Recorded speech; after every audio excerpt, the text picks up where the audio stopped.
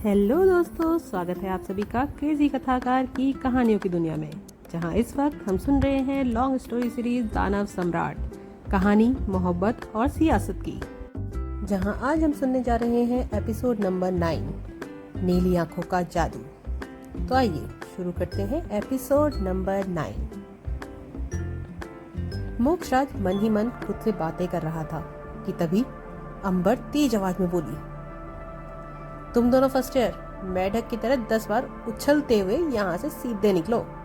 और भाई हीरो तुझे तेरा नाम याद आया कि नहीं, या हम आज से तुझे गजनी बोले?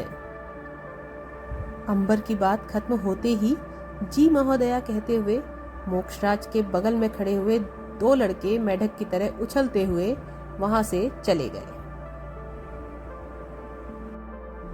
उन दोनों लड़कों को इस तरह से वहां से जाते देखकर मोक्षराज समझ चुका था कि इन तीनों लड़कियों से बचना थोड़ा मुश्किल है। इसलिए वो एक नाम सोचकर अंबर की बात का जवाब देने ही वाला था कि तभी स्वरा बोल पड़ी, ये काला चश्मा क्यों पहना हुआ है तुमने? कॉलेज में एडमिशन लेने आए हो या फैशन शो चल रहा है यहाँ? उतार के जेब में रखो इस चश्मे को और जल्दी से अपना नाम बताओ। इतना टाइम नहीं है हमारे पास। एक तो पहले ही तुम्हारी वजह से मेरी पहली क्लास छूट गई, अब कम से कम दूसरी तो अटेंड कर पाऊं। स्वरा की बात सुनते ही मोक्षराज ने तुरंत अपनी आंखों में पहना हुआ काला चश्मा उतार के जेब में रख लिया और फिर नजरें झुकाए हुए ही बोला, हाय आई एम।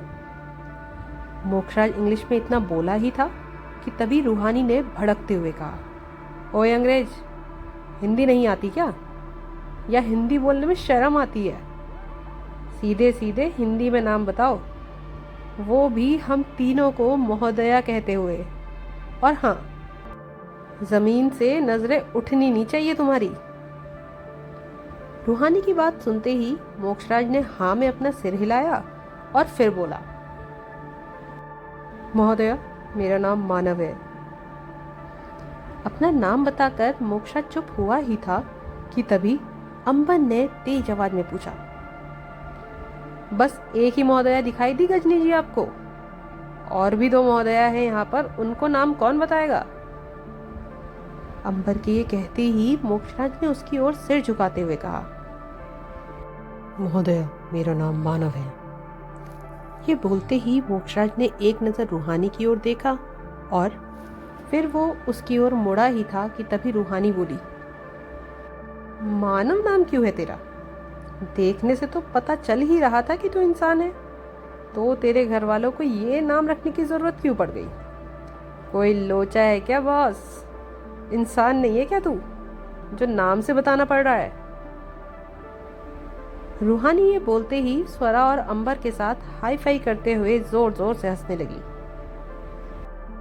लेकिन दूसरी तरफ रूहानी के मुंह से ये बात सुनकर मोक्षराज के पैरों तले जमीन ही खिसक गई। वो रूहानी की बात को याद करते हुए जमीन की तरफ देखकर खुद पर से कंट्रोल खोने सा लगा था, जिसकी वजह से उसकी आंखें पूरी तरह से लाल हो गई थी। ऐसा लग रहा था मानो उसकी आंखों से आग निकल रही हो। अपने अंदर लगी आग को कंट्रोल करने की कोशिश करते हुए मोक्षराज ने खुद को नॉर्मल किया और फिर एक नजर तुरंत ही रूहानी की ओर घूर कर देखते हुए बोला, महोदया, घर वालों ने रखा है नाम, क्यों रखा है ये तो नहीं बताया। मोक्षराज ने ये कहा ही था कि खिलखिलाकर हंसती हुई रूहानी अचानक से सीरियस होकर मोक्षराज की आंखों में कहीं खो सी गई। रूहानी को मोक्षराज की आंखों का रंग इस वक्त समुद्र के जैसा नीला दिखाई दे रहा था और साथ ही इन नीली आंखों में उसे एक अलग सी तपिश भी महसूस हो रही थी।